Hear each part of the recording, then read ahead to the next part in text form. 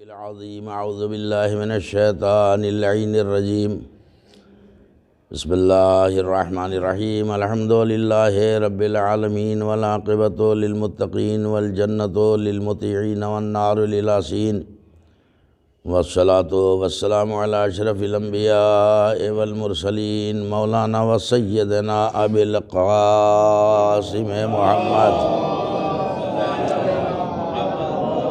وآل بیتہ الطیبین الطاہرین المعصومین المظلومین ولعنۃ اللہ علی اعدائہم وقتلتہم وغاصبی حقوقہم ومنکری فضائلہم من یومنا ھذا الی یوم الدین اما بعد فقد قال اللہ تبارک و تعالی فی کتابہ المبین وہو اصدق الصادقین وقولہ الحق بسم اللہ الرحمن الرحیم وَقَضَىٰ رَبُّكَ أَلَّا تَعْبُدُوا إِلَّا إِيَّاهُ وَبِالْوَالِدَيْنِ إِحْسَانًا صلوات بر محمد۔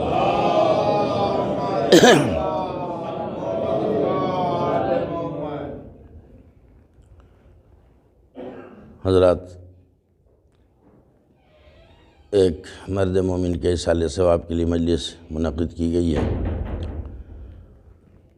اور ظاہر ہے کہ اس دنیا ہست و بود میں اور اس دنیا دنی میں کوئی بھی انسان ہمیشہ رہنے کے لیے نہیں آیا ہے۔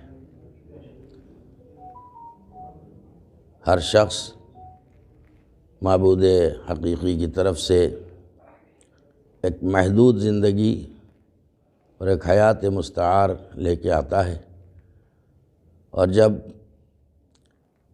اللہ کا حکم آ جاتا ہے تو نہ چاہتے ہوئے بھی اس دنیا کو خیر بات کہنا پڑتا ہے۔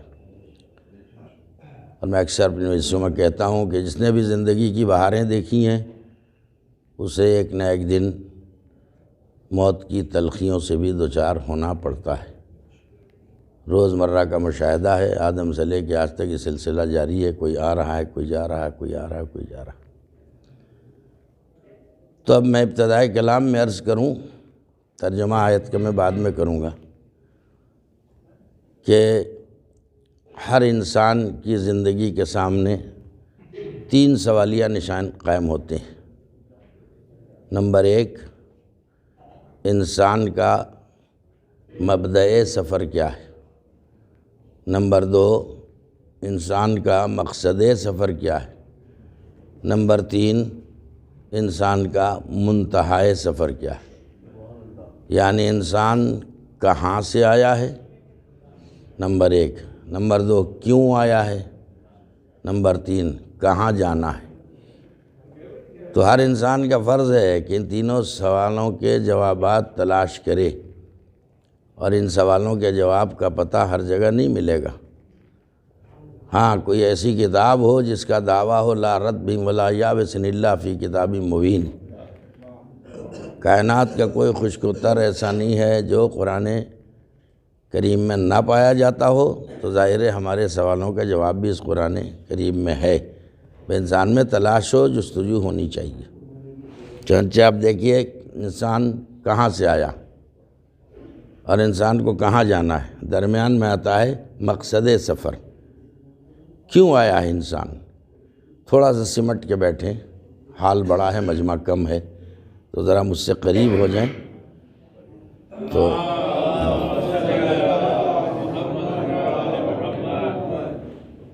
تو میرے بھائیوں، میرے دوستوں اور عزیزوں، آئیے قرآن سے سوال کرتے ہیں، ہم کہاں سے آئے، کہاں جانا ہے، اور کیوں آئے ہیں؟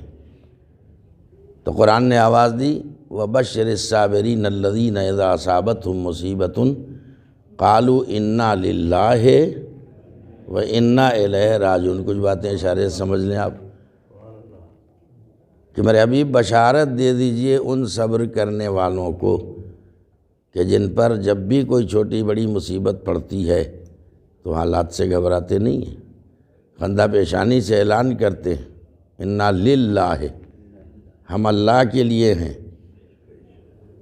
تو اس کا مطلب ہمارا آنا بھی اللہ کی طرف سے ہے۔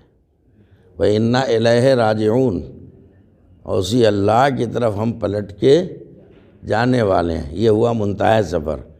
اب مقصد سفر اس آیت میں نہیں، دوسری آیت سہارا دے گی۔ مقصد سفر کیا ہے کہ وما خلقت الجن والانس الا لیعبدون، ہم نے انسانوں اور جنوں کو پیدا ہی نہیں کیا سوائے اس کے کہ وہ صرف اور صرف میری عبادت کریں۔ یہ جو آیت میں نے پڑھی ہے جس کو عنوان خطاب بنایا اس میں بھی اس کا اشارہ ہے، لیکن ابھی میں نے دوسری آیت کا سہارا لیا۔ وما خلقت الجن والانس الا لیعبدون، ہم نے انسانوں اور جنوں کو پیدا ہی نہیں کیا مگر اس لیے کہ وہ میری عبادت کریں۔ تو اب آپ دیکھیے ہمیں جو بزرگوں سے سرمایہ ملتا ہے وہی ہم مجمع کے سامنے پیش کرتے ہیں۔ یہ ہماری امانت داری کا تقاضا بھی ہے کہ جو صاف ستھرا مال میٹیریل بزرگوں سے ملا ہے اس میں بغیر ملاوٹ بناوٹ آمیزش کے اسی مال کو ہو بہو ویسے ہی آئندہ نسلوں تک منتقل کریں۔ وہ آج کل جو ہو رہا ممبروں سے آپ دیکھ رہے ہیں، جس کے منہ میں جو آتا ہے اسے اسلام بنا کے پیش کر دیتا ہے، مگر میرا مزاج یہ ہے کہ ممبر پر بیٹھ کے قرآن پڑھو، ہذیان مت بکو، صلوات پڑھیں محمد و آل محمد پر۔ قرآن کیا کہہ رہا ہے؟ تو آپ ذرا غور کریں کہ ہمیں اللہ نے عبادت کے لیے پیدا کیا۔ اب مفہوم عبادت کیا ہے؟ ہزارہ تسبیح لے کے مسجد میں بیٹھ کے اللہ اللہ اللہ علیہ خالی عبادت ہے کیا؟ عبادت کسے کہتے ہیں؟ کون بتائے گا؟ جس کی عبادت ہے واجب ہم پر، وہی اللہ ہمیں بتائے گا سلیقہ عبادت کیا ہے، لیکن ڈائریکٹ نہیں بتائے گا، چونکہ وہ ہے واجب الوجود، ہم ہیں ممکن الوجود۔ اس کے وجوب کا کمال یہ ہے کہ وہ ہم تک آ نہیں سکتا، ہمارے امکان کی کمزوری ہے کہ ہم ڈائریکٹ اس تک جا نہیں سکتے، لہٰذا اس نے کیا اہتمام کیا ہے کہ میرے بندو پریشان نہ ہو۔ ہماری عبادت کا مفہوم کیا ہے، سلیقہ عبادت، طریقہ عبادت، یہ ہمارے خاص نمائندے جائیں گے ہماری طرف سے میسیج و پیغام لے کے تم تک پہنچائیں گے۔ لہٰذا آپ دیکھیں اس کا کرم، اس کا احسان کہ اس نے بنی نوع انسانی کی ہدایت کے لیے 1,24,000 انبیاء دنیا میں بھیجے، اور جب نبوت کا سلسلہ ختم ہوا تو ہدایت کا سلسلہ تھوڑی ختم ہو گیا ہے، لہذا اس نے ایک باب امامت کھول دیا۔ کیا کہا میں نے؟ ایسے نہیں ہوگی مجلس بھائی، ہاں، اور وہ والی مجلس کے انتظار میں نہ رہیں، چوے چھکے والی قاعدے قرینے کی بات پڑھتا ہوں میں، اب دل لگائیے گا، بس مجھے یقین ہونا چاہیے کہ میرا معافی ضمیر آپ کے اذہان عالیہ تک پہنچ گیا۔ اب اللہ نے 3 ذمہ داریاں، دیکھیے غور کیجیے گا، آیت کی ہیں۔ ایک ذمہ داری تو اس نے خود لی، ایک ذمہ داری ہادیان برحق کو سونپی، چاہے وہ نبوت کی شکل میں ہو، رسالت کی شکل میں ہو، امامت کی شکل میں ہو، اور ایک ذمہ داری ہمیں سونپی کہ دیکھو ہم اپنے نمائندے بھیج رہے ہیں، یہ ہماری ذمہ داری ہے۔ نمائندوں کا بھیجنا ہماری ذمہ داری ہے، ہمارے بھیجے ہوئے نمائندوں کی بات ماننا تمہاری ذمہ داری ہے، اور جن کو نمائندہ بنا کے بھیجا ہے ہدایت کرنا یہ ان کی ذمہ داری ہے۔ تو 3 لفظیں آ گئیں، ٹھیک ہے نا؟ ایک یہ کہ میری ذمہ داری ہے کہ اپنے اور تمہارے بیچ میں رابطہ ہدایت قائم کروں، لہٰذا 1,24,000 انبیاء بھیجے، اس کے بعد ائمہ تحرین کا سلسلہ اور وہ امامت کا سلسلہ آج بھی قائم کی شکل میں قائم ہے۔ غور کریں آپ، توجہ ہے نہیں؟ ہاں ہے، اتنی ہلکی صلوات سے امام آ جائیں گے کیا؟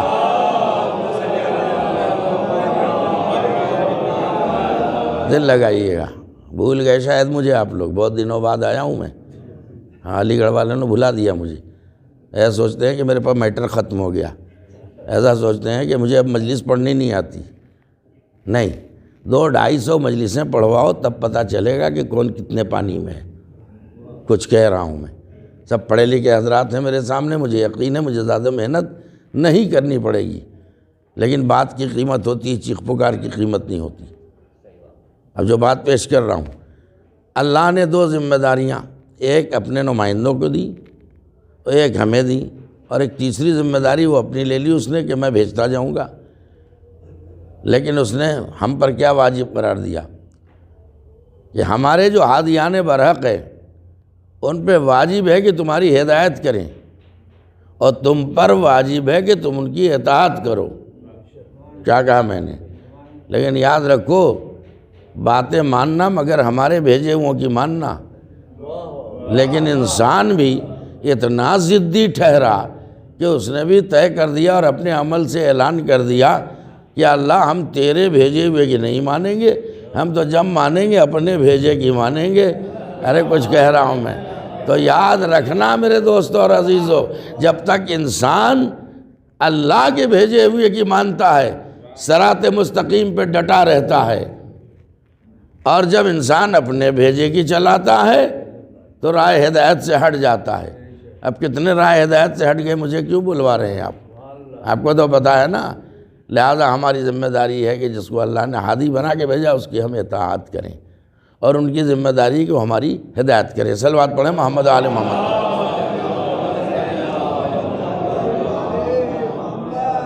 اب غور کیجئے، طریقہ عبادت کون بتائے گا؟ ایک بڑے خطیب کا جملہ ہے، آپ ماشاءاللہ علی گڑھ میں رہتے ہیں، آپ خود سمجھ لیں گے کس کا ہے۔ کبھی کبھی بزرگوں کی یاد تازہ کر دیتا ہوں، کیا پیاری بات انہوں نے کہی۔ انہوں نے کہا کہ اس کائنات میں کوئی ایسا ہے جو کہیں نہ کہیں ماتھے ٹیکتا نہ ہو، جھکنے والوں کی کمی نہیں ہے۔ اب دیکھیے، اب تفصیل میں جاتا ہوں میں، کوئی بہتے دریا کے سامنے سر جھکا رہا ہے، کوئی بھڑکتی آگ کے سامنے سر جھکا رہا ہے، کچھ خود ساختہ خداؤں کے سامنے سر جھکا رہا ہے۔ کیا کہہ رہا ہوں میں؟ تو اب یہ جملہ ان کا ہے، میرا نہیں ہے۔ انہوں نے کہا کہ یہ جا بجا سروں کا جھکا دینا اس بات کی دلیل ہے کہ انسان اپنی فطرت میں سجدوں کی تڑپ لے کے آیا ہے۔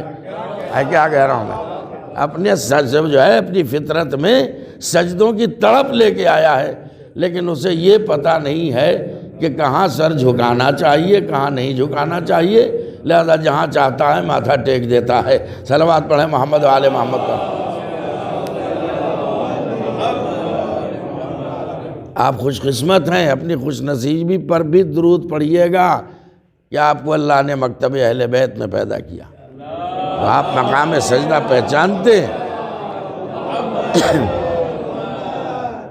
اب عبادت کا مفہوم خالی نماز روزے تک محدود نہیں ہے۔ چلیے تھوڑی دیر آپ ریسٹ لیں، میں بھی آرام سے ہی بولوں گا۔ جب مجلس اپنے شباب پہ آئے گی تو 1 سے 11 ہو جائیں گے، توجہ دیں۔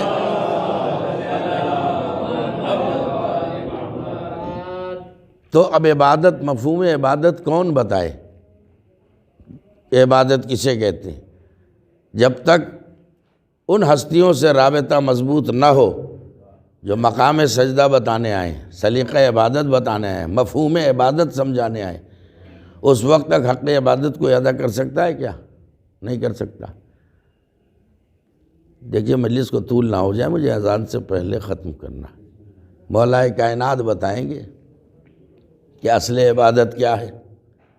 اب 2 جملوں کا سہارا لوں گا میں۔ مولا کائنات ایک دن مسجد میں آئے، دیکھا کچھ لوگ پڑاؤ ڈالے پڑے ہوئے ہیں، سمجھ گئے۔ دوسرے دن آئے، وہیں پڑاؤ پڑا ہوا ہے۔ کوئی ایسی دقیق اردو بول رہا ہوں کیا؟ پڑاؤ ڈالے پڑے ہوئے ہیں، مسجد میں گھیرے بیٹھے ہوئے ہیں، ہزارہ تسبیح گویا لیے ہوئے، اللہ اللہ اللہ اللہ اللہ اللہ۔ مولا نے کہا کہ یہ کون لوگ ہیں؟ جب آتا ہوں ان کو یہیں دیکھتا ہوں۔ کہ مولا یہ اللہ والے ہیں۔ یہ سمجھائیں گے علی کو کہ اللہ والا کون ہے؟ کہا یہ بہت بڑے اللہ والے ہیں۔ کا مطلب کہ مسجد سے ہٹتے ہی نہیں ہیں، بس یہاں اللہ اللہ کرتے رہتے ہیں۔ توجہ دیجئے گا۔ تو مولا نے کہا اچھا یہ اللہ والے ہیں، ہر وقت مسجد میں اللہ اللہ کر رہے ہیں، روٹی پانی کا انتظام کہاں سے ہوتا ہے؟ کھانا ہونا کہاں کھاتے ہیں؟ بیوی بچے ان کے کہاں ہیں؟ کہ ان کو کوئی بیوی بچے سے کوئی دلچسپی نہیں ہے، یہ تو بس اللہ ہی میاں سے، وہ اردو محاورہ بھی ہے، جو رونا جاتا اللہ میاں سے ناتا۔ تو مولا نے کہا کہ ان کا بوریا بستر نکالو، مسجد کے باہر پھینک دو۔ ارے مولا یہ تو اللہ والے ہیں۔ کہا یہ اللہ والے ہیں؟ وہ لوگ ملعون ہیں جو اپنے پیٹ کا بوجھ دوسروں کے کاندھے پر ڈال دیں۔ صلوات پڑھیں محمد و آل محمد پر۔ یہ کون سا اسلام ہے؟ یہ کون سی عبادت ہے کہ اللہ وہ اللہ کر رہے ہیں، نہ بیوی کی خبر، نہ بچوں کی خبر، نہ پڑوسیوں کی خبر گیری، نہ یتیموں کو دیکھنا، نہ غریبوں کو دیکھنا؟ تو یہاں سے کیا نتیجہ نکلا؟ خالی ٹکر پہ ٹکر لگانے کا نام عبادت نہیں ہے۔ نہیں مطمئن ہوئے، کچھ بولے کچھ نہیں بولے، اب سب بولیں گے۔ یہی گھرانہ بتائے گا کہ عبادت کسے کہتے ہیں، یہی گھرانہ بتائے گا حقیقی اسلام کیا ہے۔ اسی لیے میں کہتا ہوں کہ جسے حقیقی اسلام کا چہرہ دیکھنا ہو اسے فرش حسین پہ آنا پڑے گا، مجلسوں میں آنا پڑے گا، یہی چہرہ دکھایا جاتا ہے۔ اب سنیے گا، مولا کائنات عازم سفر ہیں، گھوڑے کی ایک رکاب پہ پاؤں رکھ چکے ہیں، دوسرے پہ رکھنا چاہتے ہیں۔ ایسے میں ایک شخص آ گیا، یا علیم الاسلام، یا علی یہ تو بتائیے اسلام کیا ہے، یہ بتائیے آپ ہوتے میں ہوتا۔ اور گاڑی پہ سوار ہو رہے ہیں کہ مولانا صاحب اسلام بتائیے، تو یا تو سفر ملتوی کر دیتا، کیا کہا میں نے، غور کریں آپ، یا کہتا کہ بھائی میں واپس آؤں گا جب بتاؤں گا، اس میں تو بہت ٹائم لگے گا۔ اگر مجھ جیسے ساری عمریں کھپا دیں تو صحیح معنی میں اسلام سمجھا دیں، یہ نہیں ہو سکتا ہے۔ لیکن جنہیں اللہ نے وارث اسلام بنا کے بھیجا ہے، وہ چاہیں تو 2 لفظوں میں اسلام سمجھا دیں گے، اور علی نے سمجھا دیا۔ اس نے کہا یا علی مل اسلام، ابھی علی ایک رکاب پہ پاؤں رکھ چکے ہیں، دوسرے پہ رکھنا چاہتے ہیں، گھوڑے پر سوار ہو کے اب کہیں جانا چاہتے ہیں۔ کہ علی بتائیے اسلام کیا ہے؟ علی نے مسکرا کے 2 لفظ ہیں اپنے زبان مبارک سے ادا کی، ان گھوڑا آگے بڑھا دیا کہ یا علی مل اسلام، یا علی بتائیے اسلام کیا ہے؟ علی نے مسکرا کے طاعت الخالق و رافت المخلوق، اللہ کی عبادت کیے جا، اس کی مخلوق کی خدمت کیے جا، یہی اسلام ہے۔ کیوں نہیں بول رہے؟ آپ کو اتفاق نہیں ہے مولا کی بات سے؟ کیا قیامت کی بات مولا نے کہی ہے؟ تو کچھ لوگ سمجھتے ہیں اللہ کیے جاؤ یہی عبادت نہیں۔ ایک طرف اللہ کی اطاعت و بندگی ہے اور دوسری طرف اس کی مخلوق کی خدمت ہے۔ اب مخلوق سے مراد خالی ہم اور آپ تھوڑی ہیں، جس چیز کو بھی اللہ نے خلق کر دیا وہ اس کی مخلوق ہے۔ تو اس کا مطلب یہ ہے کہ پیڑ پودوں کو اگر پانی کی ضرورت ہے تو پانی دے کے اس کا حق ادا کرو۔ اگر جانور پیاس سے مر رہا ہے، حتیٰ کہ مسائل شریعہ ہے یہ، ماشاءاللہ پڑھے لکھے لوگ بیٹھے ہیں، کہ اگر ایک کتا بھی پیاس سے مر رہا ہے، یقین ہے کہ اسے پانی نہ ملا تو مر جائے گا، اور آپ وضو کے لیے بیٹھے ہوئے ہیں پانی لے کے، اور پانی اتنا ہی ہے کہ آپ وضو کر کے نماز پڑھ لیں یا وہ پانی کتے کو پلا کے اس کی جان بچا لیں۔ پوچھئے علماء سے شریعت کیا کہتی ہے؟ اگر دوسرا پانی دستیاب ہو تو دوسرے پانی کا انتظام کر لینا، اور اگر وقت تنگ ہو دوسرا پانی دستیاب نہ ہو سکے اور وہ جانور پیاسا مر رہا ہے تو اس کتے کو پانی پلا کے اس کی جان بچا لو۔ یا اللہ وضو جو ہے وہ تو شرط نماز ہے، کیا کہا میں نے؟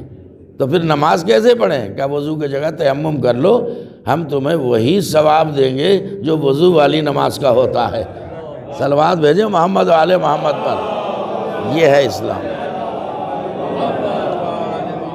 تو ایک خالق کا حق وہ ہمیں ادا کرنا چاہیے، ایک اس کی مخلوق کا حق وہ ادا کرنا چاہیے۔ اب آئیے اب ترجمہ کر رہا ہوں میں کہ اللہ کہہ رہا بسم اللہ الرحمن الرحیم وَقَضَىٰ رَبُّكَ أَلَّا تَعْبُدُوا إِلَّا إِيَّاهُ وَبِالْوَالِدَيْنِ إِحْسَانًا۔ کیا اسلام نے کسی کے حق کی حق تلفی کی ہے کیا؟ آپ دیکھیں سب کے حقوق دامن اسلام میں محفوظ ہیں، چاہے مسلم ہو، نان مسلم ہو، انسان ہو، حیوان ہو، چرند ہو، پرند ہو، نباتات، جماعتات، جو بھی ہیں، جتنا جس کا حق بنتا ہے وہ ہمیں ادا کرنا ہے تاکہ ہمارا اسلام دنیا پہ ثابت ہو جائے اور اسلام کو آتنکواد کا الزام دینے والوں کا منہ بند ہو جائے۔ توجہ ہے نا؟ آپ کا منہ کیوں بند ہو گیا؟ میں کیا کہہ رہا ہوں؟ ان کا منہ بند کرنا چاہیے مضبوط دلیلوں کے ساتھ، جو کہتے ہیں اسلام آتنکواد کا مذہب ہے، دہشت گردی کا مذہب ہے۔ دہشت گردی کسے کہتے ہیں؟ بعد میں بات آتی ہے تو عرض کرنا پڑتا ہے۔ دہشت گردی یعنی کیا؟ آتنکواد یعنی کیا؟ بلا سبب لوگوں کو ستانا، مارنا، پیٹنا، لوٹنا، کھسوٹنا، یہ سب آتنک ہے یا نہیں ہے؟ اب مجھ سے نہ کہیے کہ تاریخ اسلام میں آتنکواد کی سنگ بنیاد کس نے رکھی، وہ آپ کو پتہ ہے، توجہ ہے نا، لیکن اسلام اسے پسند کرتا ہے نہیں، اسلام مخالفت کرتا ہے ان چیزوں کی۔ اب میں چھوٹی سی آیت بڑا سا مطلب کہیں تو آپ متوجہ ہو جائیں تاکہ میں مجلس شروع کروں۔ اللہ کہہ رہا فَنَجْعَلِ الْمُسْلِمِينَ كَالْمُجْرِمِينَ، جرائم پیشہ لوگوں کو آتنکوادی کہا جاتا ہے، دہشت گرد کہا جاتا ہے۔ قرآن کیا کہہ رہا ہے؟ أَفَنَجْعَلِ الْمُسْلِمِينَ كَالْمُجْرِمِينَ، کیا ہم مسلم اور مجرم دونوں کو برابر قرار دے دیں؟ آیت کے تیور بتا رہے ہیں کہ جو مسلم ہوگا وہ مجرم نہیں ہوگا، جو مجرم ہوگا وہ مسلم نہیں ہو سکتا ہے۔ صلوات پڑھیں محمد و آل محمد پر۔ دو چار والی باتیں میں پیش کر رہا ہوں جلدی۔ اب ترجمہ کرتا ہوں۔ تو جب سب کے حقوق اسلام میں اور قرآن میں محفوظ ہیں تو کیا یہ ممکن ہے کہ ماں باپ کے حقوق محفوظ نہ ہوں؟ وہ تو بہرحال اوروں کی بنسبت زیادہ حق رکھتے ہیں ماں باپ، تو اسلام یا قرآن ان کی حق تلفی کر دے گا کیا؟ لہذا اب اس آیت کو پڑھیے، دیکھیے ماں باپ کا مرتبہ، اور ان کا مرتبہ اتنا بلند کیوں ہے اس کی بھی میں توجیہ اسی آیت کی روشنی میں پیش کروں گا۔ آیت لمبی چوڑی ہے، شاید مجلس ہی ترجمے پر ختم ہو جائے، لیکن نتیجہ لینا آپ کا کام ہے۔ وَقَضَىٰ رَبُّكَ أَلَّا تَعْبُدُوا إِلَّا إِيَّاهُ وَبِالْوَالِدَيْنِ إِحْسَانًا، تم پر تمہارے رب کی طرف سے یہ فرض ہے۔ آپ ٹھنڈے سے اس لیے سن رہے ہیں، سوچ رہے کہ یہ موضوع کائے کو اٹھا لیا۔ میں نے ابھی ظہیر بھائی سے پوچھا کہ مرحوم کے کتنے بیٹے ہیں؟ انہوں نے کہا 4 بیٹے ہیں۔ بیٹیاں کہ 1 بیٹی۔ تو دیکھیے وہ اولادیں خوش قسمت ہیں جو ساری زندگی ماں باپ کی خدمت کریں اور مر جانے کے بعد بھی انہیں بھول نہ جائیں، ان کے لیے ایصال ثواب کا اہتمام کریں۔ کیسے بلواؤں آپ کو؟ آج ہمارے جوان پوچھتے ہیں کہ ایصال ثواب ادھر تو ہے ادھر کیوں نہیں ہے؟ تو ادھر سے آپ کو مطلب کیا ہے؟ کہاں کیا ہے؟ اس سے کیا بحث ہے؟ آپ کیا ہے اسے چالو رکھیے۔ کہ نہیں، ہم جاننا چاہتے ہیں کہ ادھر ایصال ثواب کیوں نہیں، ادھر کیوں ہے؟ تو میں کہوں گا ایصال ثواب کے معنی سمجھو، جواب خود ہی فراہم ہو جائے گا۔ ایصال یعنی پہنچانا، بھیجنا، ثواب یعنی تحفہ، ایصال ثواب یعنی تحفے پہ تحفے بھیجنا۔ اب بھی چپ ہیں آپ؟ ایصال ثواب یعنی تحفے پہ تحفے بھیجنا، تو یاد رکھو تحفے زندوں کو بھیجے جاتے ہیں، مردوں کو نہیں بھیجے جاتے ہیں۔ صلوات پڑھے محمد و آل محمد پر۔ ارے جو مر گئے وہ مر گئے، ان سے ہمیں کیا بحث ہے؟ ہمارے ہاں تو مرنے کے بعد اصلی زندگی شروع ہوتی ہے۔ توجہ فرما رہے ہیں آپ؟ غور کریں آپ۔ تو خوش نصیب ہیں وہ ماں باپ جو اپنے بعد اولاد صالح چھوڑ کے جاتے ہیں، اور مقدر کے دھنی ہیں وہ اولادیں جو ماں باپ کی زندگی میں خدمتیں کرتے ہیں اور مرنے کے بعد انہیں ایصال ثواب سے محروم نہیں کرتے ہیں۔ توجہ فرما رہے ہیں آپ؟ تو اب آپ دیکھیں، آپ کہیں گے کہ بھئی زندہ، تو میں اپنی طرف سے کہہ رہا ہوں کیا؟ بین فریقین یہ حدیث موجود ہے، من مات علی حب آل محمد مات شہیدہ، جو آل محمد کی محبت میں مر جائے وہ کیا ہے؟ شہید ہے۔ یہ نہیں کہا کہ شہید جیسا ہے، جیسا ویسا ایسا تیسا کی بات نہیں ہے، وہ شہید ہے۔ کیا میں نے اپنی طرف سے کچھ کہہ دیا؟ پیغمبر اسلام فرما رہے ہیں، اس نبی کا فرمان ہے جسے کفار و مشرکین بھی صادق و امین مانتے تھے۔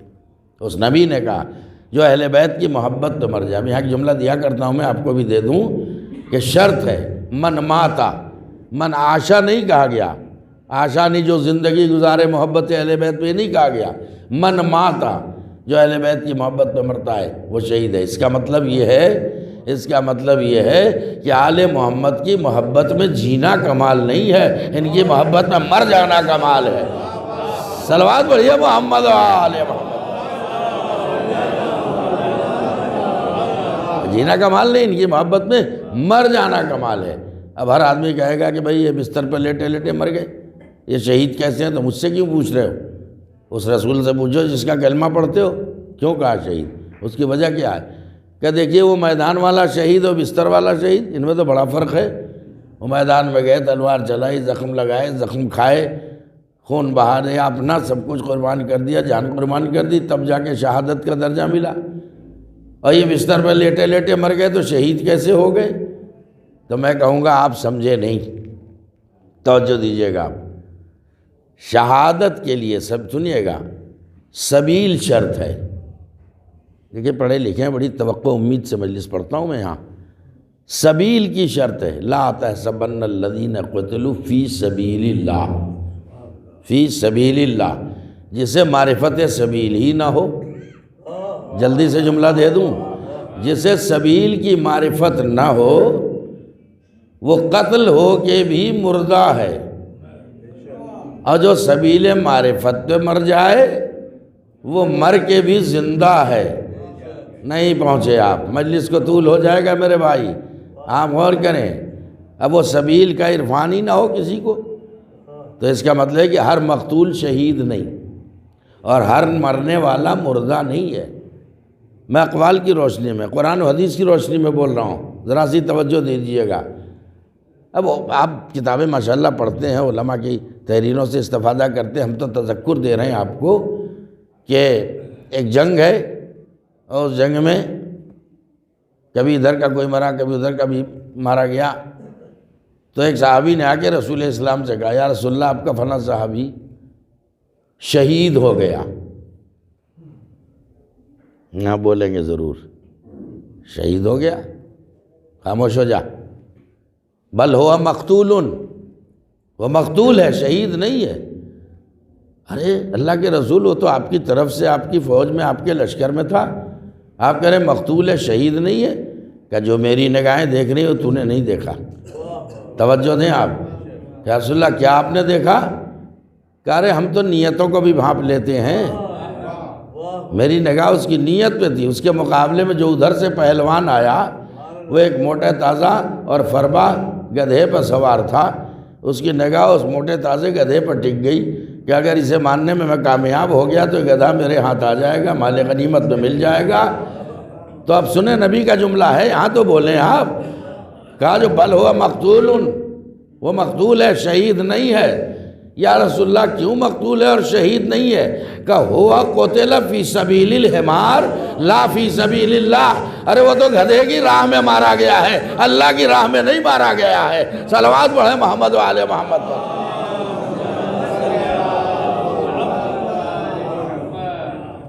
توجہ۔ تو میرے دوستو اور عزیزو، اگر کوئی سبیل الہی سے ہٹ کے مرا تو قتل ہونے کے بعد بھی اسے ہلاکت ملی، اور اگر کوئی سبیل الہی پہ ڈٹا رہا اور مر گیا تو بستر پہ لیٹے لیٹے مرا تو اسے شہادت ملی۔ نہیں متوجہ ہے آپ؟ میں اس کو زیادہ بڑھاؤں گا تو اسی پہ پوری مجلس ختم کر دوں گا، توجہ دیں آپ۔ تو آخر کیا ہمیں آپ کو سوچنا نہیں ہے، لمحہ فکریہ نہیں ہے کہ بھئی بستر پہ مرنے والے کا آخر کمال کیا تھا جو اتنا بڑا درجہ، شہادت کا درجہ مل گیا؟ ابھی کچھ لوگ متوجہ نہیں ہیں، تو بات میں بات آتی ہے، مجبوراً مجھے بولنا پڑتا ہے۔ شہادت ہے کیا؟ خود نبی فرماتے ہیں فوق کل بر بر ولیس البر فوق الشہادہ، ہر نیکی کے اوپر ایک نیکی ہے، مگر شہادت وہ نیکی ہے کہ اس سے اوپر اب کوئی نیکی نہیں ہے۔ اب بھی چپ ہیں آپ، توجہ فرما رہے ہیں آپ؟ تو بھائی آخر اس مرنے والے کا کمال کیا ہے جو درجہ شہادت پہ فائز ہو گیا؟ تو عزیزو یاد رکھیے گا، اس مرنے والے کا سب سے بڑا کمال یہ ہے کہ زندگی میں 1000 مصیبتیں برداشت کر لی، 1000 دشمنوں کے طنز و طعنے کو برداشت کر لیا، آفتوں قیامتوں کا سامنا کر لیا، لیکن مرتے مر گیا، کسی خبیث سے محبت اہل بیت کا سودا نہیں کیا۔ صلوات پڑھیں محمد و آل محمد پر۔ کسی خبیث سے محبت اہل بیت کا سودا نہیں کیا۔ اب تاریخ تو آپ کے سامنے ہے، میں کیا کروں؟ اب مزاج ایسا بن گیا ہے کہ بس وہ والی مجلس چلاؤ، لفاظی جملے بازی۔ ارے قیمت میٹر کی ہوتی ہے۔ آپ بتائیے کسی کو معلوم ہے کون کب مر جائے گا؟ ابھی بات میں بات بڑھ رہی ہے، ابھی آیت پہ ہی نہیں پا رہا ہوں میں۔ لا تدری نفس بأی ارض تموت، قرآن کی آیت ہے، کسی نفس کو یہ نہیں معلوم کہ اسے کب اور کہاں موت آ جائے گی۔ میرے دوستو اور عزیزو، نہ اللہ نے کسی کو مکان موت بتایا نہ زمان موت بتایا، یہ وہ علم ہے کہ جسے اللہ نے اپنے پاس رکھا۔ علم موت کسی کو نہیں دیا، توجہ ہے نا، بس اللہ جانتا ہے کہ کسے کب مرنا ہے۔ وہ خالق موت بھی ہے، خالق حیات بھی ہے، یہ الگ بات ہے کہ وہ اپنی جس صفت کا جسے چاہے مظہر بنا دے۔ یہ ایک صفت ہے اس کی کہ علم موت اپنے پاس رکھا، کسی کو بتایا نہیں۔ اب اس صفت کا مظہر کسی کو بنا دے، اس کا پاور ہے، اختیار ہے، ورنہ علی کیسے بتا دیتے کہ میسم تمہارے ساتھ کیا ہوگا؟ ارے کیا کہہ رہا ہوں بھائی، اور جو علی نے بتا دیا وہی ہوا۔ اے میسم، ہماری محبت میں تمہیں فلاں درخت کے نیچے، درخت کے اوپر، توجہ ہے نا، سولی دی جائے گی، تمہارے ہاتھوں پیروں میں میخیں ٹھوکی جائیں گی، ہماری محبت کی اتنی بڑی سزا دی جائے گی، اور میسم دیکھو پھر تمہاری زبان بھی کاٹی جائے گی۔ اب میسم گرفتار کر کے حاکم کے دربار میں لائے گئے، سب آپ کی نظر میں ہے تاریخ، لائے گئے۔ میسم، علی کو کیسا مانتے ہو؟ کہ علی سے بہتر کون ہے اس زمانے میں؟ کہا نہیں، علی سے بیزاری کرو۔ کہا اگر علی سے اچھا کوئی امام ہو تو پیش کرو۔ بڑا سناٹا ہے، پیش کرو۔ کہا بہت بول رہے ہو، علی کی محبت کے بڑے دیوانے پروانے ہو؟ کہا ہاں، میں علی کی محبت پہ جیتا ہوں، علی کی محبت پہ مجھے مرنا ہے۔ کہا ٹھیک ہے، مرنے کا انتظام کر دیتا ہوں، لے جاؤ، پھانسی کے تختے پہ گویا لٹکا دو۔ جو علی نے کہا تھا وہ ہوا یا نہیں؟ توجہ دیں آپ۔ اب انہوں نے اس نے ہدایت کی حاکم نے کہ دیکھو ایسا ہے کہ ان کو تلی بازار پہ لٹکا دو، اور یہ سنو، ہاتھوں پیروں میں میخیں ٹھوک دینا، لیکن یاد رکھو ان کی زبان نہ کاٹنا، تاکہ ان کے مولا کا قول غلط ہو جائے۔ ارے اتنے سناٹے میں نہ سنیں بھائی، اذان سے پہلے مجھے مجلس ختم کرنی ہے، 12 بج گئے۔ یہ الگ بات ہے کہ ہم 12 سے نہ پہلے گھبرائیں نہ اب گھبراتے ہیں۔ صلوات بھیجیں محمد و آل محمد پر۔ بات کی قیمت کو سمجھے کہ ٹھیک ہے، ہمیں تو اس دن کا انتظار تھا۔ آپ کو تو پتہ ہی ہے کہ وہ پیڑ جس کا اشارہ مولا نے کیا تھا کہ فلاں درخت کے نیچے تمہیں سولی دی جائے گی، وہاں روزانہ آپ پاشی کرتے تھے اور اللہ سے دعا کرتے تھے، یا اللہ وہ مبارک وقت کب آئے گا جب علی کی محبت میں مجھے پھانسی دی جائے گی؟ تو وہ وقت آ گیا۔ اب میسم کے لیے تو اس سے بڑا مسرت کا دن ہی نہ ہوگا۔ تختہ دار پر لٹکا دیا گیا، ہاتھوں پیروں میں میخیں ٹھوک دی گئیں۔ سنیے گا، اور ہدایت دی تھی اس نے اپنے جلاد کو کہ ان کی زبان مت کاٹنا، تاکہ ہمدردی میں نہیں کہا اس نے، بغض علی میں کہا، تاکہ ان کے مولا کا قول جھوٹا ثابت ہو جائے۔ ٹھیک ہے، میخیں ٹھوک دی گئیں۔ ایک بیٹی تھی، تو جو ہے نا، ساری مناسبتوں کا لحاظ رکھ کے بول رہا ہوں میں، آپ کیچ نہ کر پائیں تو میری ذمہ داری نہیں ہے۔ ایک ہی بیٹی تھی۔ اب بیٹی کیا ہوتی ہے سنیے، کہتے ہیں نا بیٹی باپ کے جنازے کی زینت ہوتی ہے، اور بیٹی باپ کو اس حال میں دیکھے تو اس پہ کیا گزرے گی۔ اس نے آگے رونا دھونا شروع کر دیا کہ بیٹی ابھی یہ رونے کا وقت نہیں ہے، ابھی رونے کا ٹائم آئے گا، لیکن ابھی نہیں، موقع سے فائدہ اٹھاؤ، جاؤ جلدی سے قلم و دعوات لاؤ۔ ارے یہ بیٹی ان سے تو ہزاروں لاکھوں کروڑوں گنا افضل ہے جو نبی کے مانگنے پر قلم دعوات نہ لا سکے۔ کیا کہہ رہا ہوں، توجہ ہے نا؟ یہ فوراً گئی، قلم لائی، دعوات لائی، کاغذ لائی، کہ بیٹی اب میں فضائل علی بیان کرتا جا رہا ہوں، تو لکھتی چلی جا۔ اب باپ اس حالت میں علی کے فضائل، ممبر پر بیٹھ کے مطمئن حالات میں علی کے فضائل بیان کرنا اور ہے، تختہ دار سے فضائل علی ان حالات میں بیان کرنا اور ہے۔ یہ میسم کا دل گردہ تھا، فضائل علی بیان کرنا شروع کیا، بیٹی نے لکھنا شروع کیا۔ اب حاکم کو پتہ چل گیا کہ انہوں نے تو فضائل علی کے دریا بہا دیے، کہا جلدی جاؤ اور جا کے مصعب کی زبان بھی کاٹ لو۔ اب جلاد سامنے آئے، سنیے حساس موضوع ہے یہ، آیا اور آنے کے بعد زبان باہر نکالو۔ کہا کیوں نکالوں؟ کہا حاکم کا حکم ہے کہ تمہاری زبان کاٹی جائے گی۔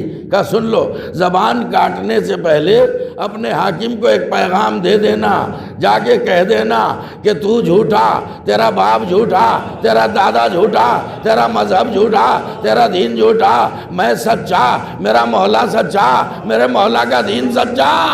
صلوات پڑھیں محمد و آل محمد پر۔ اسے کہتے ہیں حق بیانی، اسے کہتے ہیں حق بیانی۔ تو حضرت محبت علی کہاں سے کہاں انسان کو پہنچاتی ہے۔ لوگ سمجھتے ہیں مر گئے فنارے، جو مر گئے، جو عاشق اہل بیت ہیں وہ مرتے نہیں، ابھی بھی کچھ بولے کچھ نہیں بولے۔ فرادہ عبادت کا ثواب اور ہے، باجماعت عبادت کا ثواب اور ہے۔ یہ حدیث تو اکثر آپ سنتے ہیں، لیکن اس کے علاوہ بھی حدیثیں ہیں۔ تفسیر کشاف میں یہ حدیث مل جائے گی آپ کو، غور کریں آپ۔ اس میں یہ مذہب اہل سنت کے بڑے عالم تھے، انہوں نے کتاب لکھی تفسیر کشاف، اس میں ان حدیثوں کو 7 طریقوں سے بیان کیا۔ سناؤ یا چھوڑ دوں؟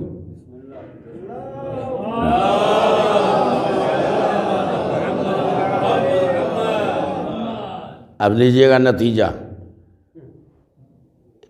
اس کے 2 پہلو ہیں۔ ایک تو یہ پہلو ہے جو آپ سنتے رہتے ہیں، لیکن یہ 3 طریقے سے یہ حدیث ہے۔ من مات علی حب آل محمد، وہ لکھتے ہیں اپنی کتاب میں کہ من مات علی حب آل محمد ماتا شہیدا، ایک۔ من مات علی حب آل محمد ماتا مغفورا، 2۔ من مات علی حب آل محمد ماتا تائبا، جو اہل بیت کی محبت پہ مر جائے وہ شہید ہے، جو اہل بیت کی محبت پہ مر جائے وہ مغفور یعنی بخشا ہوا مرتا ہے، جو اہل بیت کی محبت پہ مر جائے وہ توبہ کیا ہوا مرتا ہے۔ ارے کتنوں کو تو توبہ کا موقع بھی نہیں ملتا۔ یہ محبت اہل بیت کا کرشمہ ہے کہ مرنے سے پہلے توبہ کی مہلت تو مل جاتی ہے۔ میرے دوستو اور عزیزو، اب یہ 3 طرح سے، اب دوسرے طریقے سے دیکھیے 3 حدیثیں، اور 7ویں میں بعد میں پڑھوں گا۔ کہ من ماتا، تو ذاکرین کوتاہی کر دیتے ہیں، معاف کیجیے گا، خالی ایک عدد حدیث بس اسے ہی بیان کرتے ہیں۔ یہ بھی تو بیان کرو جو انہوں نے لکھا ہے۔ لکھتے ہیں من مات علی بغض آل محمد ماتا میتۃ جاہلیہ، جو بغض اہل بیت پہ مر جائے وہ جاہلیت کی موت مرتا ہے۔ من مات علی بغض آل محمد ماتا کافرہ، جو بغض اہل بیت پہ مر جائے اس کی موت کفر کی موت ہوتی ہے۔ من مات علی بغض آل محمد ماتا منافقہ، جو بغض اہل بیت پہ مر جائے اس کی موت منافقت کی موت ہوتی ہے۔ منافق کا ایڈریس دے دوں کیا؟ قرآن سے، ان المنافقین فی الدرک الاسفل من النار، منافق جہنم کے سب سے نچلے طبقے میں جھونکا جائے گا۔ توجہ فرما رہے ہیں آپ؟ اب 6 حدیثیں تو ہو گئی نا، 7ویں جو انہوں نے لکھی ظاہر ہو تو ادھر کے مسلک سے ہیں تو اپنے حساب سے لکھیں گے، مجھے کوئی آبجیکشن نہیں ہے۔ انہوں نے لکھا کہ من مات علی حب آل محمد مات علی مذہب اہل سنت والجماعہ۔ سناٹا، آپ کو کیوں برا لگ رہا ہے؟ میں نتیجہ دوں گا۔ وہ لکھ رہے ہیں، صاحب تفسیر کشاف لکھ رہے ہیں کہ من مات، قال رسول نے فرمایا جو میرے اہل بیت کی محبت پہ مر جائے وہ مذہب اہل سنت والجماعت پہ مرتا ہے۔ تو مجھے کہنے دیجئے کہ جس کے دل میں محبت اہل بیت نہیں ہے وہ سنی بھی نہیں ہے۔ صلوات پڑھیں محمد و آل محمد پر۔ اور میں نے کچھ کہہ دیا، آپ پہنچے وہاں تک جہاں میں پہنچا رہا ہوں، حیدری صلوات بھیجیں محمد و آل محمد پر۔ یہ اتنی باتیں میں نے اس لیے کہہ دی کہ ابھی مجھے ماں باپ کا مرتبہ بتانا، لہذا غلط فہمی نہ ہو جائے کہ ارے ماں باپ کا اتنا بڑا مرتبہ، اور وہ جو محمد و آل محمد علیہ السلام اہل بیت ہیں ان کا کیا مرتبہ، وہ تو آپ نے محسوس کر لیا۔ آپ سنیے، والدین کی عظمت، میرا ایک اصول ہے کہ ادنا سے اعلیٰ تک پہنچو۔ جب ادنا اتنا عالی مرتبت، تو جنہیں اللہ نے اعلیٰ بنا کے بھیجا ہے، وہ کتنے عالی مرتبت ہوں گے۔ اب ماں باپ کا مرتبہ اسی قرآن کی روشنی میں، اور انشاءاللہ ٹائم سے مجلس ختم ہو جائے گی، اب یہاں سے ساتھ دیجیے گا۔ وَقَضَىٰ رَبُّكَ أَلَّا تَعْبُدُوا إِلَّا إِيَّاهُ وَبِالْوَالِدَيْنِ إِحْسَانًا، تم پر تمہارے رب کی طرف سے یہ واجب قرار دیا گیا ہے کہ تم سوائے اللہ کے کسی اور کی عبادت نہ کرنا، لیکن یہ نہ سمجھنا کہ میری پیور عبادت کر لی تو حق بندگی ادا ہو گیا۔ اب دوسری ذمہ داری، وَقَضَىٰ رَبُّكَ أَلَّا تَعْبُدُوا إِلَّا إِيَّاهُ وَبِالْوَالِدَيْنِ إِحْسَانًا، ماں باپ کے ساتھ ہمیشہ حسن سلوک سے پیش آنا۔ آپ سناٹے میں ہیں، بڑا افسوس ہے مجھے، یہ علی گڑھ ہے بھائی، میں کچھ کہنے جا رہا ہوں۔ ماں باپ کی عظمت کے لیے یہی کیا کم ہے کہ اللہ نے اپنی عبادت کے مطالبے کے بعد اگر قابل تذکرہ سمجھا کسی کو تو ماں باپ ہیں، وہ ماں باپ ہیں۔ اگر قابل ذکر سمجھا اللہ نے کسی کو تو وہ ماں باپ ہیں۔ اب ماں باپ کتنے کیوں محترم ہے، کیا ہے، واجب الاطاعت بھی ہیں، واجب التعظیم بھی ہیں، واجب الاحترام بھی ہیں، یہ سب باتیں ہیں۔ اسی سے میں آؤں گا اصل منزل تک، اور اس کے بعد تخفیف زحمت۔ اب یہاں ساتھ دیجیے گا میرا، تو میرے دوستو ایک کم مرتبہ ہے کیا؟ یا اللہ، ماں باپ اتنے عظیم ہو گئے کہ تو نے اپنی عبادت کا مطالبہ کیا، اس کے فوراً بعد ماں باپ کے ساتھ حسن سلوک کا حکم دے دیا۔ ٹھیک ہے پروردگارہ، اگر یہی اسلام ہے تو ہم تو مسلمان ہیں، ہم تو اس پہ عمل کریں گے۔ اب آگے بھی کوئی ذمہ داری ہے کہ ابھی پوری آیت کہاں ہے؟ ابھی تو آیت کا اگلا حصہ باقی ہے، پڑھو اور سمجھو، دل لگائیے گا یہاں۔ اما یبلغن عندک الکبر احدہما او کلاہما، اگر تمہارے ماں باپ میں سے ایک یا دونوں کے دونوں بڑھاپے کی منزل تک آ جائیں، فلا تقل لہما اف، تو خبردار اپنے ماں باپ کے سامنے اف بھی نہ کہنا۔ اب تجزیہ کریں اپنے عمل کا۔ اماں نے آواز دی، بیٹا دودھ تو لے آئے، پیاس تو رہی گئی۔ اوف امی آپ نے پریشان کر دیا، ابھی تو بازار سے آیا ہوں، پہلے ہی کہہ دیتی تو میں دودھ اور پیاز اور آلو سب لے کے آ جاتا۔ قرآن کہہ رہا لا تقل لہما اف، ایک بار بھی اف نہ کہنا۔ تم نے 2 بار اف کہہ دیا۔ کیسے سن رہے ہیں مجلس؟ ارے ہمیں دیکھنا ہوگا، خالی بس ہم قرآن کو مانتے ہیں، اہل بیت کو مانتے ہیں، ہمیں دیکھنا ہوگا کہ ہمارا عمل مطابق قرآن ہے یا نہیں۔ ہمیں یہ بھی دیکھنا ہوگا کہ ہمارا عمل مطابق سیرت اہل بیت، مطابق سیرت محمد و آل محمد ہے یا نہیں ہے۔ تو اس کا تجزیہ پیش کر رہا ہوں اسی آیت سے، بہت سی درجنوں آیتیں پڑھ سکتا ہوں، لیکن میں اسی آیت کے اوپر بول رہا ہوں چونکہ یہ میرا عنوان ہے۔ تو میرے دوستو اور عزیزو، اب آپ غور کریے گا کہ اللہ کہہ رہا ہے اما یبلغن عندک الکبر احدہما او کلاہما، تمہارے ماں باپ میں سے دونوں میں سے ایک یا دونوں کے دونوں بڑھاپے کی منزل میں آ جائیں تو خبردار ان کے سامنے اف بھی نہ کہنا۔ ٹھیک ہے پروردگار، اف نہیں کہوں گا۔ آگے اور بھی کوئی ذمہ داری؟ کہاں؟ بلا تنہرہما، خبردار اپنے ماں باپ سے جھڑک کے باتیں نہ کرنا۔ ٹھیک ہے اللہ، ٹھیک ہے، نہیں جھڑک کے بات نہیں کروں گا۔ اور کچھ کہ وَقُلْ لَهُمَا قَوْلًا كَرِيمًا، ارے قرآن پڑھ رہا ہوں میں۔ وَقُلْ لَهُمَا قَوْلًا كَرِيمًا، ماں باپ کے سامنے جب بھی اور بات کرو تو نرمی، ملائمت، پیار اور محبت سے بات کرنا۔ ٹھیک ہے پروردگارہ، تیرا حکم ہے تو چل ایسا کروں گا میں۔ تو اب تو ذمہ داری پوری ہو گئی کہ نہیں؟ اب سنیے گا کمال آیت کا آخری ٹکڑا، غضب کا ذکر سنیے گا۔ وَاخْفِضْ لَهُمَا جَنَاحَ الذُّلِّ مِنَ الرَّحْمَةِ، سنو کان کھول کے، جب بھی ماں باپ کے سامنے آؤ تو اپنے دونوں شانوں کو جھکا کے کھڑے ہو، یعنی سینہ تان کے مت کھڑے ہو، اکڑو میاں کی طرح اکڑ کے مت کھڑے ہونا، اپنے دونوں شانوں کو جھکا کے کھڑے ہونا ذلیلوں کی طرح سے۔ توجہ، اب آپ غور کریں، کیا انصرام و اہتمام قدرت ہے، کیا کیا اس نے ذمہ داریاں دی ہیں، لوگ محسوس نہیں کرتے۔ ماں باپ کا مرتبہ پہچانے، اللہ نے آواز دی، ماں باپ کے سامنے جب بھی کھڑے ہو تو ذلیلوں کی طرح شانوں کو جھکا کے کھڑے ہو۔ کیا اہتمام ہے، کیا انصرام قدرت ہے کہ دیکھو اچھی طرح سمجھ لو، جب میری بارگاہ میں آنا تو سروں کو جھکا دینا، ماں باپ کے سامنے آنا تو شانوں کو جھکا دینا۔ اب بھی نہیں سمجھے، ایسی توقع نہیں تھی آپ سے۔ ہماری بارگاہ میں آؤ تو سروں کو جھکا دو، ماں باپ کے سامنے آؤ تو شانوں کو جھکا دو۔ اب پورے وجود میں سب سے بلندی اور اونچائی پہ اگر کوئی شے ہے تو انسان کا سر ہے، اور سر کے بعد اعضائے بدن میں اگر کسی کو بلندی حاصل ہے تو وہ شانے ہیں۔ کیا کہہ رہا ہوں؟ وہ شانے ہیں۔ اب نہیں بولے تو پھر بولیں گے آپ کہ دیکھو تمہارے وجود میں سب سے اونچائی پہ تمہارا سر ہے، لہٰذا اسے اس کے سامنے جھکانا جس سے اونچا کوئی نہیں ہے، اور اس کے بعد اگر سر بلندی نصیب ہے تو تمہارے شانوں کو ہے، لہٰذا انہیں ماں باپ کے سامنے جھکانا۔ تو یہ اللہ کا حق ہے سر جھکانا، یہ ماں باپ کا حق ہے شانوں کو جھکانا۔ اب بھی کچھ بولے اور کچھ استخارہ دیکھ رہے ہیں تو جملہ سنیے کہ اچھی طرح سمجھ لو، میں ایک، سر ایک، ماں باپ دو، شانے دو، ایک کو ایک کے سامنے جھکانا، دو کو دو کے سامنے جھکانا۔ صلوات پڑھے محمد و آل محمد، بلند آواز سے صلوات پڑھے محمد و آل محمد۔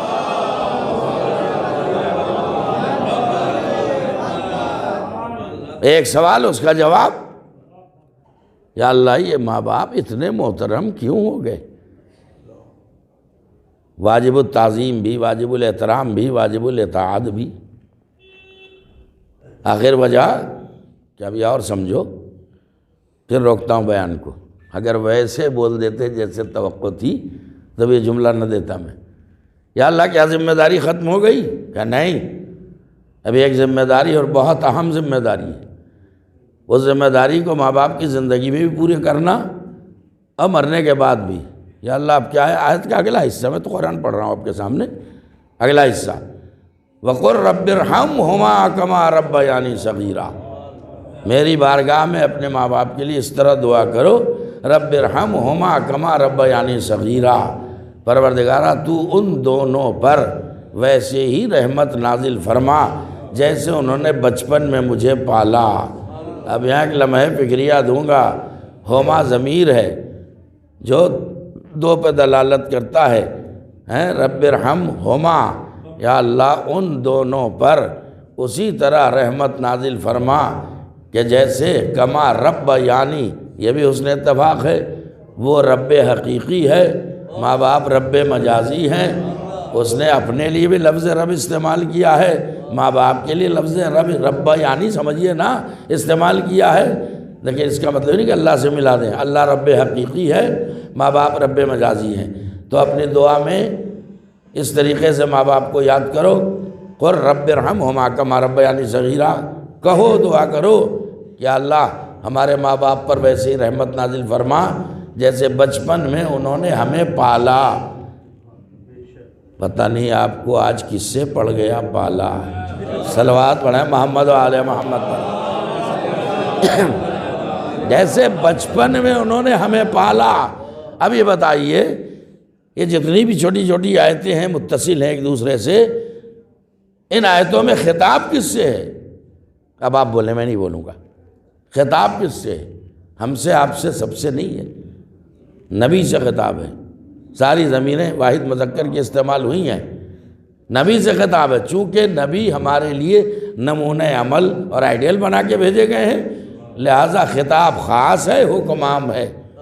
اس حکم سے ہم مستثنیٰ نہیں ہیں، لیکن خطاب خاص ہے۔ وہ خطاب کس سے ہے؟ پیغمبر اسلام سے ہے۔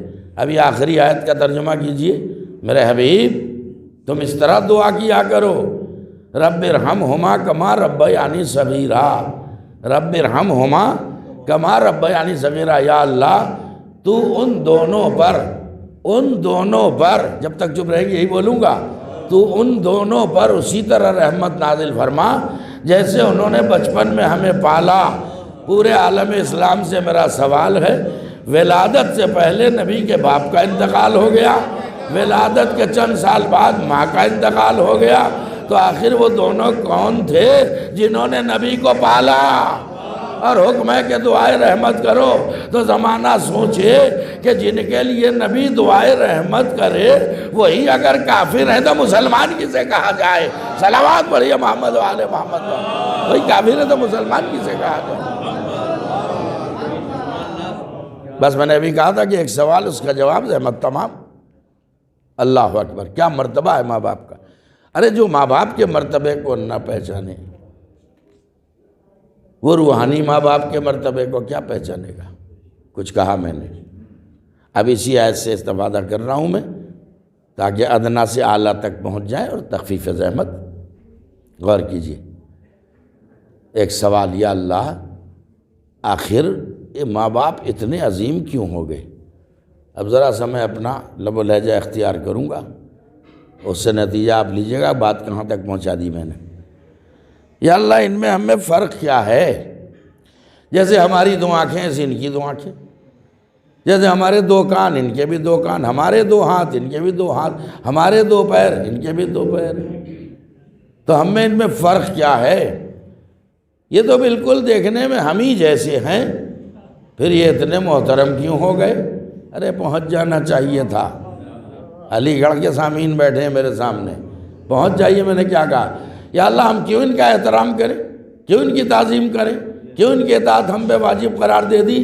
ان میں ہمیں فرق کیا؟ یہ بھی انسان، میں بھی انسان، جیسے یہ ویسے میں، تو بالکل یہ تو ہمارے ہی جیسے ہیں۔ کہ خبردار، ہم نے جنہیں عظمت بنایا انہیں اپنا جیسا سمجھ لیا تو زندگی بھر کی نمازیں بیکار، روزے بیکار، حج بیکار، سارے سجدے بیکار، عبادتیں بیکار۔ یہ میں ذاکری نہیں کر رہا ہوں، جا کے علماء سے پوچھئے گا۔ توجہ ہے؟ اب وقت سے پہلے آپ بلوا رہے ہیں، میں کیا کروں؟ جا کے علماء سے پوچھئے شمشاد احمد ایسا ایسا پڑھ کے گئے ہیں، قرآن پڑھ گئے یا حزیان پک گئے؟ تو انشاءاللہ آپ کو تائید کرنے والے اگر پڑھے لکھے مولوی سے بات کیجئے گا۔ ہاں، علماء سے بات کیجئے گا، شبیہ العلماء سے مت کیجئے گا۔ صلوات پڑھیں محمد و آل محمد۔ ہاں، آج کل شبیہ العلماء لوگوں کی کمی نہیں۔ میں قاعدے قرینے کی بات پیش کر رہا ہوں کہ ہمارے جیسے ہیں، خبردار اپنا جیسا سمجھ کے ان کی ناقدری نہ کرنا۔ اگر تم نے ساری عمر نمازیں پڑھی، روزے رکھے، حج کو گئے، زکوٰۃ بھی ادا کی، سب کچھ کیا، لیکن دنیا سے ماں باپ کو ناراض کر کے ہماری بارگاہ میں آ گئے تو ساری نمازیں، سارے روزے، سارے سجدے، ساری عبادتیں بیکار۔ تم پر جنت کی خوشبو بھی حرام کر دوں گا۔ یا اللہ کیوں؟ کہ اس لیے کہ ماں باپ کو غضبناک کر کے چلے آئے۔ ارے ایام فاطمی بھی چل رہے ہیں، ذرا غور کریں۔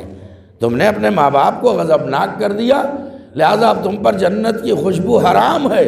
تو زمانہ سوچے کہ جو ماں باپ کو ناراض اور غضبناک کر دیں ان پہ جنت کی خوشبو حرام ہے، تو جو ملکہ جنت کو غضبناک کر دے، صلوات پڑھیں محمد و آل محمد پر، اسے جنت ملے گی کیا؟ جو جنت کے سرداروں کو غضبناک کر دے، جو ساقی کوثر کو غضبناک کر دیں، جو شافع محشر کو غضبناک کر دیں اور ناراض کر دیں، ان کی نمازیں قبول ہوں گی کیا؟ ان کی عبادتیں قبول ہوں گی کیا؟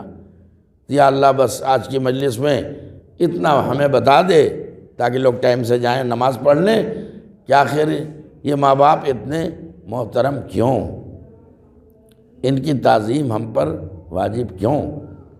کہ تمہیں پتہ نہیں ہے، اس لیے یہ واجب الاحترام، واجب التعظیم ہے کہ ہم نے اپنی ایک صفت کا ان کو مظہر بنا کے دنیا میں بھیجا ہے۔ توجہ دینا، ایک صفت کا مظہر بنا کے دنیا میں بھیجا ہے۔ یا اللہ وہ صفت کیا ہے؟ کہ وہ ہے صفت رحم۔ تمہیں کیا پتہ تمہارا بچپنا کیسے گزرا؟ اگر ہم نے صفت رحم سے یعنی اپنی ایک صفت یعنی صفت رحم سے متصف نہ کیا ہوتا اور ان کو اپنی صفت رحم کا مظہر نہ بنایا ہوتا تو جتنا ماں باپ کو تم نے بچپن میں تنگ کیا ہے نا، اگر یہ صفت رحم کار فرما نہ ہوتی ان کے وجود میں تو یہ کب کا تمہیں گنگا کی گود میں پھینکاتے، ریل کی پٹری پر ڈال کے چلے آتے، گلا گھوٹ کے مار دیتے تمہیں۔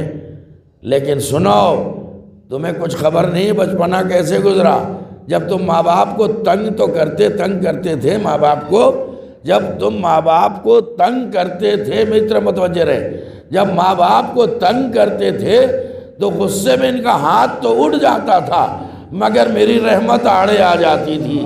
ارے میں کیا کہہ رہا ہوں، میری رحمت آڑے آ جاتی تھی۔ اگر میری صفت رحمت کار فرما نہ ہوتی تو تمہارا وجود تو ہی ختم ہو جاتا۔ توجہ ہے نا، یہ ان کے کرم اور ان کی اسی صفت رحم کا کرشمہ ہے کہ پل پڑھ کے جوان ہو گئے، اور جب جوان ہو گئے تو ماں باپ کے سامنے سینہ تان کے بات کرتے ہو، اکڑ کے بات کرتے ہو، ساری عمر کی عبادتوں پہ پانی پھیر دوں گا۔ اب سوچئے، پھر جملہ دہراؤں کیا کہ اب زمانہ سوچے کہ جن ماں باپ کو اللہ نے اپنی ایک صفت کا مظہر بنا کے بھیجا، اگر وہ ناراض ہو گئے تو جنت کی خوشبو حرام ہو جائے گی، اور جنہیں اللہ نے اپنی کل صفات کا مظہر بنا کے دنیا میں بھیجا، انہیں ناراض کر کے جنت کا انتظار۔ میرے ایک عزیز کے 4 مصرے یاد آ گئے۔ میں شاعری نہیں کرتا ہوں ممبر پہ، لیکن موضوع سے متعلق کیا بات کہی ہے انہوں نے، اور بہت بچپن کی شاعری تھی ان کی۔ میرے عزیز خائص نیاز کے بڑے بھائی ڈاکٹر اعجاز پیک پوری، وہ کہتے ہیں کہ گمراہی کی کتاب مت دیکھو، گمراہی کی کتاب مت دیکھو، رات میں آفتاب مت دیکھو، دشمن اہل بیت جنت میں خواب جھوٹا ہے، خواب مت دیکھو۔ صلوات بھیج دیں محمد و آل محمد پر۔ ایسے ہوتے ہیں عظیم ماں باپ، خوش نصیب ہیں وہ ماں باپ جن کی اولادیں زندگی بھر خدمت کرتی ہیں، مرنے کے بعد ایصال ثواب کا اہتمام کرتی ہیں۔ بار بار ریپیٹ کر رہا ہوں میں، بہت بڑا مرتبہ ہے، اور یہیں سے اندازہ لگائیں کہ جو ہمارا جسم پالتے ہیں وہ اتنے محترم، اور جو ہماری روح کو پروان چڑھاتے ہیں کیا ان کا احترام نہیں ہونا چاہیے؟ اب یہیں سے منزل پہ آنا چاہتا ہوں کہ ہر ماں باپ کو تمنا ہوتی ہے کہ ہمارا جنازہ ہمارے بیٹوں کے کاندھوں پہ اٹھے، ٹھیک ہے؟ کوئی ماں باپ یہ نہیں چاہتے کہ میرے بیٹے کا جنازہ جو ہے میری آنکھوں کے سامنے اٹھے۔ ان کربلا میں آپ دیکھیں ساری مثالیں موجود ہیں، کیا کیا قیامتیں گزر گئی ہیں۔ اللہ اکبر۔ بس اب ٹائم نہیں رہا، مختصر کرتا ہوں میں۔ ایصال ثواب مجلس سے مرحوم کی روح کو جو ہے وہ اس کا ثواب پہنچے، اور آپ بھی 2 آنسو بہا لیں تاکہ شریک ثواب ہو جائیں۔ اب یہ ایام فاطمی جس کو ہم کہتے ہیں ایام عزائے فاطمی، وہ سلسلے شروع ہو گئے ہیں، لیکن یہاں بھی یقیناً پروگرام ہوگا، اس حوالے سے سب بیانات ہوں گے۔ ہم نے تو اس وقت اقتضاء حال کے مطابق آپ کے سامنے 2-4 باتیں پیش کر دیں۔ اب میں عرض کرتا ہوں کہ کیا بیٹے کی تمنا نہیں، اگر اس کا باپ مارا جائے تو اس کی تمنا نہیں ہوتی کہ میرے باپ کا لاشا اور جنازہ پورے اہتمام کے ساتھ اٹھے؟ چونکہ باپ مر گیا ہے تو اس کا جنازہ اہتمام سے اٹھنا چاہیے۔ لیکن اللہ اکبر، یہ جناب سید سجاد کی آرزو پوری نہ ہو سکی۔ ماشاءاللہ متوجہ ہو گئے۔ یہی وجہ ہے کربلا کے میدان میں اسیران اہل بیت لے جائے جا رہے تھے، اس وقت امام سجاد باپ کی لاش سے لپٹ کے اتنا روئے کہ چہرے کی رنگت بدل گئی۔ جناب زینب نے سوال کی کہا کہ بیٹا یہ کیا حالت دیکھ رہی ہو؟ کیا اس عالم غربت میں تم بھی ہمارا ساتھ چھوڑ دو گے؟ اللہ اکبر کا بھوپی اماں انصاف تو کیجئے، جس کا جوان بیٹا موجود ہو اس کا لاشا بے گور و کفن پڑا ہوا ہے، اور بیٹا اپنے اتنا مجبور ہے کہ باپ کو دفن بھی نہیں کر سکتا۔ ظاہر ہے دفن کیسے کریں؟ ہاتھوں میں ہتھکڑیاں ہیں، پیروں میں بیڑیاں ہیں، گلے میں توبے خاردار ہیں۔ اب حسین کون ہے؟ سید الشہداء ہیں، سنیے گا۔ اور شہید کے لیے ہے نا کہ شہید زندہ ہوتا ہے۔ اب یہاں سے یہ رخ دینا چاہ رہا ہوں، شہید زندہ ہوتا ہے۔ تو یہ کس نے کہا؟ قرآن نے کہا۔ قرآن نے کہا کہ شہید جو ہوتا ہے وہ زندہ ہوتا ہے۔ خبردار سوچنا بھی نہیں کہ مردہ ہے، بل احیاء، بلکہ زندہ ہے، شہید رائے خدا۔ تو عزیزو یہ دعویٰ ہے، حسین نے آواز دی معبود دعویٰ تو نے کیا ہے، دلیل میں پیش کروں گا۔ اللہ اکبر۔ دعویٰ اللہ نے کیا کہ شہید زندہ ہوتا ہے، اور دلیل حسین نے پیش کی کہ جو شہید صحرائے خدا ہوتا ہے مرتا نہیں ہے، وہ زندہ ہوتا ہے۔ تو یا اللہ یہ دلیل زندگی حسین کیسے پیش کریں کہ تاریخ پڑھ کے دیکھ لے، کیا سر کٹنے کے بعد کوئی بول سکتا ہے؟ یہ واحد سر حسین کا تھا جو نوک نیزہ پہ قرآن پڑھ رہا تھا۔ اب یہ جب گوشہ آ گیا، اسی پہ مجلس تمام کر دیتا ہوں، جو آپ کے رونے کے لیے کافی ہے اور رہنے کے لیے احساس شرط ہے۔ جب دل پہ چوٹ لگتی ہے تبھی آنکھوں سے آنسو نکلتے ہیں۔ امام حسین کا سر مبارک آپ دیکھیں، سر کٹنے کے بعد کوئی بول سکتا ہے؟ نہیں بول سکتا ہے۔ حسین کا سر وہ سر ہے کہ سر کٹنے سے پہلے بھی یہ بولتا رہا اور سر کٹنے کے بعد بھی بولتا رہا۔ جب سر کٹنے سے پہلے حسین کس سے بات کر رہے تھے؟ جو میں نے کہہ دیا کہ سر بولتا رہا، کس سے بات کر رہے تھے؟ اب آپ عبارت سے اندازہ لگائیں۔ ابھی آپ نے جو کچھ مرثیے میں سنا ہے اسی کو میں نثر میں پیش کر رہا ہوں۔ اللہ اکبر! جس وقت شمر ملون امام حسین کے سینے پر سوار ہوا تو کیا دیکھا؟ حسین کے لب ہل رہے ہیں۔ اب جو کان لگا کے سنا تو کیا دیکھا؟ حسین آواز دے رہے ہیں، بسم اللہ و باللہ علی ملت رسول اللہ، الہی قد وفیت عہدی اوف بعہدک، معبود میں نے اپنا وعدہ پورا کر دیا، اب تو اپنا وعدہ پورا کر دے۔ اللہ اکبر! یہ خنجر چلنے سے پہلے کی گفتگو تھی جو حسین اپنے اللہ سے باتیں کر رہے تھے۔ کیا سر کٹنے کے بعد حسین چپ ہو گئے؟ نہیں۔ تاریخ پڑھیے۔ اب میں علماء کی یاد تازہ کر دوں۔ علامہ ابن حسن نہروی سے بنارس میں جب میں طالب علم تھا تو یہ روایت سنی تھی کہ ابھی بھی حسین خاموش نہیں ہوئے۔ جب شمر ملون سر حسین کاٹ کے چلا تو کیا دیکھا؟ پھر حسین کا سر بول رہا ہے، لب ہل رہے ہیں۔ اس نے کان لگا کے سنا کہ اب حسین کیا کہہ رہے ہیں، تو حسین کے لبوں سے آواز آ رہی تھی، یا اماں انا لتشان، اے اماں میں بہت پیاسا ہوں، اے اماں میں بہت پیاسا ہوں۔ اللہ اکبر! کیا ابصار خاموش ہو گیا؟ نہیں، ابھی بھی سر حسین خاموش ہے۔ جگہ جگہ حسین شہید کی زندگی کا ثبوت دے رہے ہیں۔ اللہ اکبر! ایک منزل آئی، قلی ملون کے ہاتھ سے چھوٹ کے وہ نیزہ زمین پہ نصب ہو گیا جس پر سر حسین بلند تھا۔ اور بڑے بڑے پہلوانوں نے کوشش کی مگر نیزہ جو ہے وہ لاکھ جنبش دینے کے بھی اپنی جگہ سے نہیں ہٹا۔ ایک مرتبہ شمر ملون نے کہا، اچھا نیزہ آگے نہیں بڑھ رہا ہے، اس کا علاج میرے پاس ہے۔ ایک مرتبہ لہراتا ہوا تازیانہ لے کے بیمار کربلا کے پاس آیا، اے سید سجاد بتاؤ تمہارے باپ کا سر آگے کیوں نہیں بڑھتا؟ اگر نہیں بتایا تو پشت تمہاری دروں سے زخمی کر دوں گا۔ امام نے ہتھ کڑیاں بیڑیاں سنبھالی، بابا اب اس بیمار میں تازیانے کھانے کی طاقت نہیں ہے، جلدی بتا دیجیے آپ کا سر آگے کیوں نہیں بڑھتا؟ پھر حسین کے لبوں کو جنبش ہوئی، آواز دے میرے لال، میرے سینے پہ سونے والی سکینہ قافلے کے پیچھے گر گئی ہے۔ ایک منظر اور اسی پر زحمت تمام، کہاں کہاں سر حسین نے باتیں کی ہیں۔ وہ منزل آئی کہ جب قافلہ اہل بیت جامع مسجد کی سیڑھیوں پر بٹھا دیا گیا اور وہاں سے ایک حافظ قرآن مسجد کے اندر سے باہر آیا۔ پروپیگنڈا بہت زیادہ تھا نا، یہ خارجی نے معاذ اللہ خروج کیا تھا، اسے سزا دی گئی کہ مردوں کو مار دیا گیا، عورتوں بچوں کو اسیر کر لیا گیا، تو اسے بھی پتہ نہیں تھا کہ یہ ہیں کون لوگ۔ اس کی نظر امام سجاد پہ پڑی، وہ قریب آیا، آنے کے بعد کہتا ہے کہ اس خدا کا شکر ہے جس نے تم لوگوں کو معاذ اللہ ذلیل کیا۔ امام نے سر اٹھایا، اے بھائی تو کیا کہہ رہا ہے؟ تو حافظ قرآن ہے نا؟ کہاں میں حافظ قرآن ہوں، مگر آپ کو کیسے پتا کہ میں حافظ قرآن ہوں؟ کہا ہمیں کیا پتہ نہیں ہے، ہمیں سب پتہ ہے کہ کون کیا ہے۔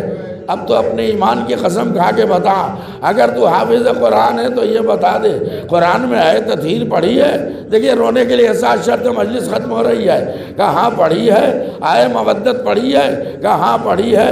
آئے ولایت پڑھی ہے؟ کہاں پڑھی ہے؟ آئے مباہلہ پڑھی ہے؟ کہاں پڑھی ہے؟ سورہ حلطہ پڑھا ہے؟ کہاں پڑھا ہے؟ ایک مرتبہ وہ گھبرا گیا، اس نے سوال کیا کہ ارے یہ تو بتائیے ان آیتوں اور ان سوروں سے آپ لوگوں کا کیا مطلب ہے؟ کہ پھر کس کا مطلب ہے کہ یہ ساری آیتیں سورہ یہ تو اہل بیت کی شان میں ہے۔ امام کی دونوں آنکھوں میں آنسو آ گئے۔ اے بھائی یہ بتا ہم کون ہیں؟ کہا رہے کہ آپ لوگ اہل بیت ہیں؟ کہا ہم ہی تو اہل بیت ہیں۔ کہا اگر آپ اہل بیت ہیں تو یہ بتائیے کہ اہل بیت میں اس وقت میرا آقا حسین ہے؟ اگر آپ سب موجود ہیں، میرا آقا حسین کہاں ہے؟ ہتھ کڑیوں سے جکڑے ہوئے ہاتھوں کو بیمار کربلا نے اٹھایا، انگلی سے نوکے نیزہ کی طرف اشارہ کیا، وہ دیکھ تیرے آقا حسین کا سر۔ اس نے سر پیٹ لیا۔ اللہ ارے ظالموں پنجتن کا خاتمہ کر دیا۔ اتنے ہلکے میں نہ لیا کرو عزاداروں مصائب کو، بہت گہرائی کی رائے سے سنا کرو، مجلس ختم ہو گئی۔ اس منظر کو شہزادی زینب نے دیکھ لیا۔ آخری مرحلہ جہاں حسین نے بات کی ہے دیکھ لیا۔ آواز دی بیٹا سید سجاد، اس شخص کے لہجے سے پتہ چل رہا ہے یہ تو کوئی اپنا معلوم ہوتا ہے۔ کہ ہاں وہ بھی اماں یہ ہمارا اپنا ہے۔ کہ اگر ہمارا اپنا ہے تو اس سے کہہ دو کہ اگر ہو سکے تو ہمارے لیے چند چادریں لا دے۔ عزاداروں میں نے کہا نا اتنے ہلکے میں مصائب نہ سنا کریں۔ ارے زینب کئی دن کی بھوکی بھی ہے، پیاسی بھی ہے، مگر نہ کھانا مانگا نہ پانی مانگا، سوال کیا تو ایک چادر کا کیا۔ وہ شخص محلے میں اپنے آیا، تمام بیویوں کو اکٹھا کیا۔ اللہ اکبر، ارے بیویوں جلدی جلدی اپنی چادریں دو، اب آئیں دو۔ اللہ اکبر، جب ساری چادریں اکٹھا کی تو بیویوں نے پوچھ لیا ارے تجھے کیا ہو گیا ہے؟ اتنی ساری چادریں لے جا کے کیا کرے گا؟ کہ تمہیں کچھ پتہ بھی ہے ہمارے شہر میں نبی کی نوازیاں، علی کی بیٹیاں بے مخنہ چادر آئی ہیں۔ عزاداروں وہ چادر لے کے آیا، ایک ایک بیوی کو چادر تقسیم کر رہا تھا۔ شبر ملون کی نظر پڑ گئی، پھر لہراتا ہوا تازیانہ لے کے آیا۔ تازیانے مار مار کے ایک ایک بیوی سے چادر واپس لی۔ علی کی بیٹی کو جلال آیا۔ زینب نے آواز دی ام کلثوم میرے پاس آ جاؤ، لیلا میرے قریب آ جاؤ، رباب میرے پاس آ جاؤ۔ اب اس ناہنجار کے لیے بد دعا کروں گی اور تم آمین کہہ دینا۔ جیسے ہی زینب نے ہاتھ اٹھائے سر حسین سے آواز آئی زینب ہاتھ نیچے گرا لو۔ اے میری بہن اگر بد دعا کر دی تو قیامت آ جائے گی۔ یوں ہی بے مخنہ چادر بھرے دربار میں چلی